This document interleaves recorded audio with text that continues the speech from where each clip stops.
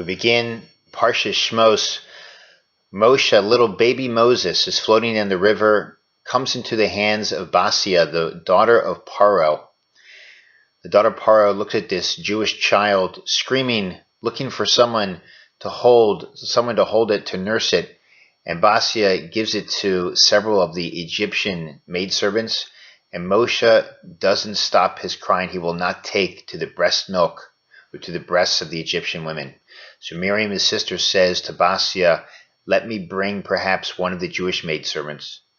And Basia gives her a nod and says, "Sure, and I'm happy to pay for that."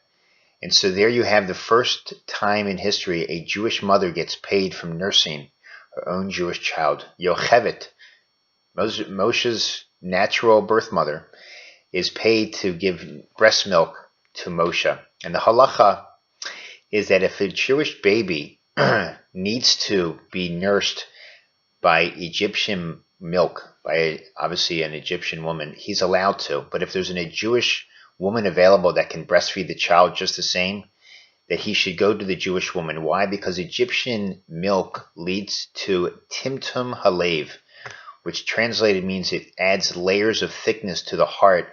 It desensitizes the heart. Of course, we want Moshe to be raised with compassion and dedication, integrity and loyalty. Those are all those things you get from a mother. Mother, of course, showing all those signs of dedication, self-sacrifice as she labors for 9 months with the child.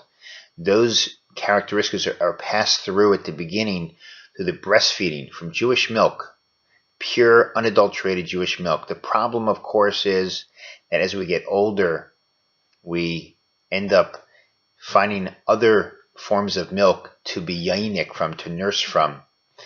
We know that Moshe didn't take to the Egyptian maidservants because one day he would be speaking directly to the divine, and those pure lips could only take from Jewish milk. Well, we also, as we get older, have an opportunity to speak to the divine. And in us to find the voice of the divine, to even hear it, our heart has to be exposed and has to have the sensitivity to be able to recognize when the divine is calling, or whether it's the street or other noises that's calling. Our heart needs to have a sense of hearing, and that sense of hearing gets blocked often as we add layers to our heart when we begin to nurse from foreign objects, foreign things of milk. Many times we find those foreign noises. It could be on college campuses, it could be with the wrong friends we hang out with, perhaps some of the music, some of the other isms that surface every generation as the new fads. But Jewish milk, just like its source from a Jewish mother, is a metaphor for coming home. For us, home base is always the values that are taught in the Torah. In the Sefer of Shmos, we learn, of course, about Mitzrayim, the Jewish exile. We call it the Galut, Gullus. For all of us individually, we face our own Gullus. We get involved with the wrong things. Things become so dark we don't even know which way is north or south. But when we attach our lips, if you will, we are yainik from good sources, from Jewish milk, from the Torah, from the Mama Lashon, and we keep our focus on what the Torah wants from us, then we also have the opportunity to speak to the divine.